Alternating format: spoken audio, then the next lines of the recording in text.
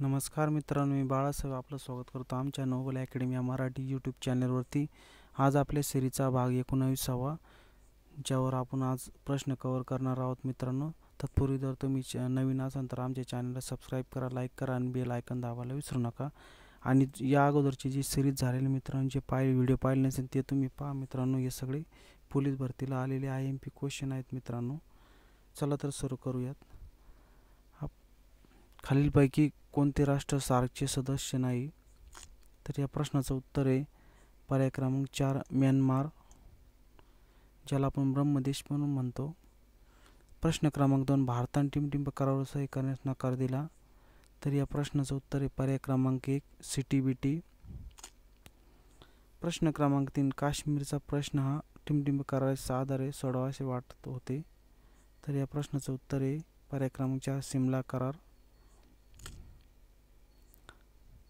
प्रश्न क्रमांक 4 ताशकंद करार घडविण्यासाठी कोणी मध्यस्थी केली? तर या प्रश्नाचं उत्तर आहे पर्याय क्रमांक 1 कोसिजिन यांनी मध्यस्थी केली होती. प्रश्न क्रमांक 5 श्रीलंका आणि भारत यांच्या दरम्यान टिमटिंबची समुद्रधुनी आहे. तर या प्रश्नाचं उत्तर आहे पाल्कची समुद्रधुनी. प्रश्न क्रमांक 6 कोणता देश भारत व चीन यांच्यातील बफर राष्ट्र म्हणून ओळखले जाते? तर या प्रश्नाचं उत्तर आहे पर्याय क्रमांक 2 नेपाळ. प्रश्न क्रमांक 7 1987 साली भारताने टिमटिंब या देशात शांतता प्रस्थापित करण्यासाठी शांतीसेना पाठवून दिली होती. तर या प्रश्नाचं उत्तर आहे पर्याय क्रमांक 4 श्रीलंका. प्रश्न क्रमांक 8 सार्कमध्ये टिमटिंब सदस्य राष्ट्रे आहेत.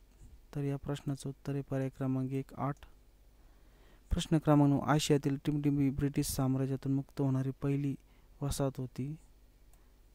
तर या प्रश्नाचं उत्तर आहे पर्याय क्रमांक 4 भारत. प्रश्न क्रमांक 10 पंचशील करार टिमटिंबमध्ये भारत व चीन यांच्या दरम्यान झाला.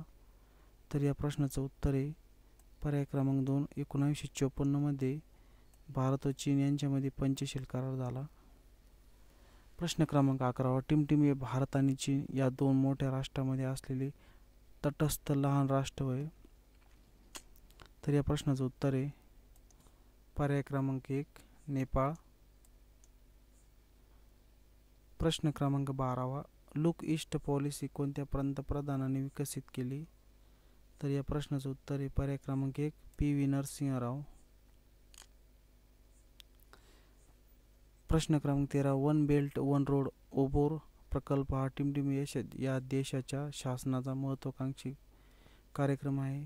तर या प्रश्नाचं उत्तर आहे पर्याय क्रमांक 2 चीन.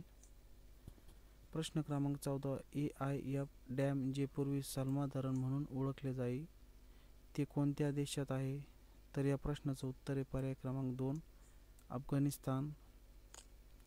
प्रश्न क्रमांक 15 भारताची सर्वात लहान सीमा खालीलपैकी कोणत्या देशाशी वाटलेली आहे?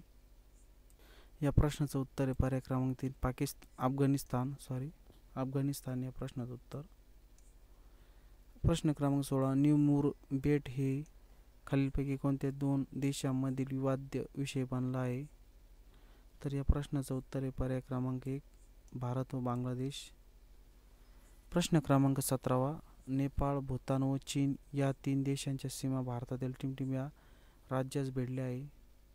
नेपाळ, भूतान व चीन या सिक्कीम या राज्यास भिडल्या आहे. पर्याय क्रमांक 3.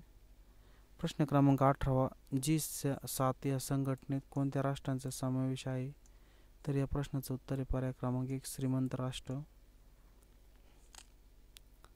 प्रश्न क्रमांक 19 इंटरपोलचे मुख्यालय कोठे आहे? तर या प्रश्नाचं उत्तर आहे पर्याय क्रमांक 1 लिओन, पॅरिस. प्रश्न क्रमांक भारताची भूसीमा टिमटिंब या इत्यादी देशांना भिडतात. तर या प्रश्नाचं उत्तर आहे पर्याय क्रमांक 1 7. प्रश्न क्रमांक 21 म्यानमारची राजधानी टिमटिंब ही आहे. तर या प्रश्नाचं उत्तर आहे पर्याय क्रमांक 3 नेपिदाव. प्रश्न क्रमांक 22